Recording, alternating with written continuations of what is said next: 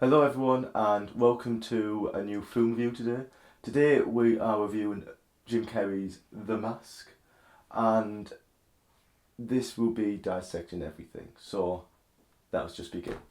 So, plot synopsis is basically Jim Carrey is playing a mild-mannered bank clerk called Stanley Ipkiss, and he falls in love with a girl called Tina, who is a singer at a nightclub, and what happens is he's too nervous, he doesn't know how to approach her, until he finds this mysterious mask laid in the river. So he puts it on, and he turns into a rom-com action legend. With this film, it tries to delve into the themes of identity, and it mainly goes for how people hide behind masks and how they don't want to show their true selves just in case it's not what people want, it's not what people what they think people want, they think people deserve. And you really see that across the film. You have such instances where the actress says to Tina that she wants to see the mask again, and he goes, "Oh, I know him. He's a friend of mine," because he doesn't want to admit that it is him, because he feels like that's not what she wants. She wants the mask, not him. And we find out in the interview that she does want him, not the mask. But it is a great film about identity, and it's a bit more outcast too, as he's portrayed as sort of not a bumbling idiot, but he does get bullied a lot at the beginning of the film, and we do feel sorry for him. So when he wears the mask, he feels all powerful. So a positive of the film is I love the Looney Tunes aesthetic. You can tell the whole film is inspired by Looney Tunes.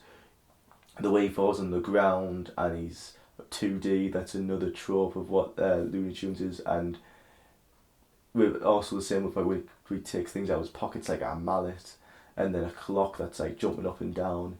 And I think it gets pulled off very, very well for it only being a film that came out around about 1995, and when CGI was very new at the time. What they were able to do with it was very impressive, and you can just tell by watching the film. It's a brilliant example of how you can animate.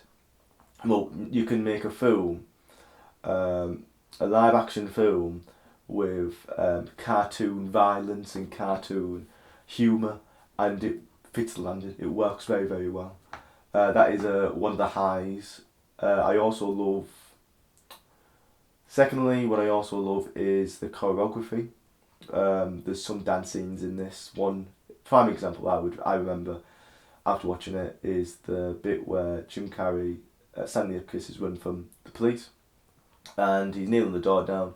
He sees behind him all the police are there in squad cars, all about to shoot him, and he suddenly changes outfit, and he starts dancing, and he forces all the other police officers to dance, and it's a brilliant choreographed sequence.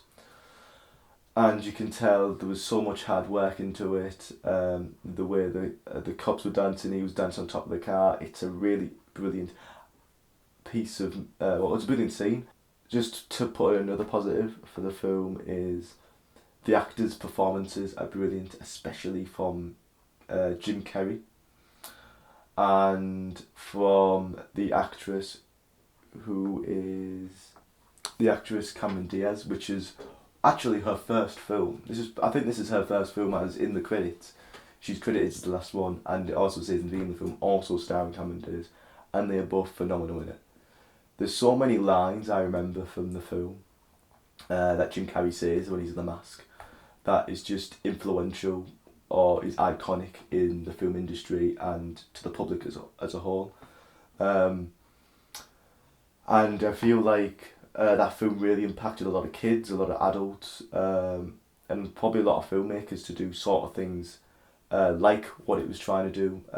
Because I think there was only like one other film at the time that was around about the same as that one, which was Who Framed Roger Rabbit, which used cartoons and live action in like a Looney Tunes style, like the Mask did, but instead of making cartoons, they just did it as a Looney Tunes sort of animation CGI style. And I think The performances are, if they were a miss, they'd probably ruin the whole film. But the way he speaks, the way he acts, Jim Carrey, and the way he's very much expressionate with his actions every time he speaks and talks. That's why I think he's a phenomenal actor. And I think Cameron Diaz, as probably her first film, is brilliant in it as well. Obviously, she gets better in her career, but this is probably I think this is a landmark first film she ever did. So I think it's very impressive how she could pull it off. Really. For the negatives, I don't really have many negatives for this film because I really enjoy it. I think it's very well done, impressive. I think one negative I'd have to say, the villain is a bit one-sided, I would say. Like, he doesn't really become that much of an importance to later in the story, and to me, Stu isn't that much of a threat. That is one negative, is about the villain in it is mainly just a normal gangster, which it does work because of how many genres it mixes in the film, and it's the main thing is like a gangster-esque film, which is an action rom-com at the same time. But I think it just feels like sometimes the character that we want to hate is just one-sided, and we don't see many of that.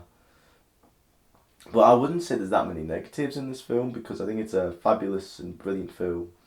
I don't think it's a film that is that much groundbreaking. It is, for me, I think it is influential because it can give filmmakers a way of showing how CGI was used back then, and Looney Tunes CGI and how it was made. And I think also the impressive with the choreography, the performances, people can learn off the performances. But I think it's a fun film. Watch it with the family. It's a really good way of cementing how happy ending he actually gets out of it. And there's some really funny scenes because it is a bit of a comedy as well. It's more like a comedic violence, but I think it works very well. You've got the dog, which is very funny in it, Milo, and just show how Stanley and Milo's relationship with each other, where it's father and dog, and it really is a fun film for the whole family.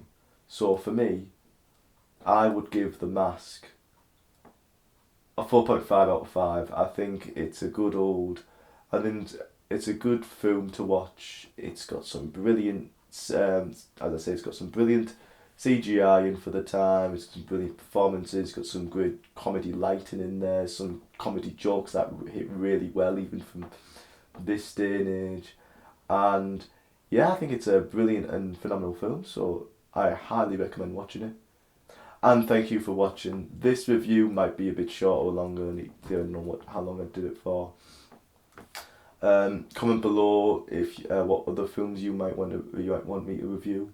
I've got some films already upcoming that I want to review, and I've got some other things coming out. So hope you like, comment, and subscribe, and hit the bell for some notifications for new videos, as there'll be a few coming out in these next few weeks. So hope you enjoyed, and see you guys next time.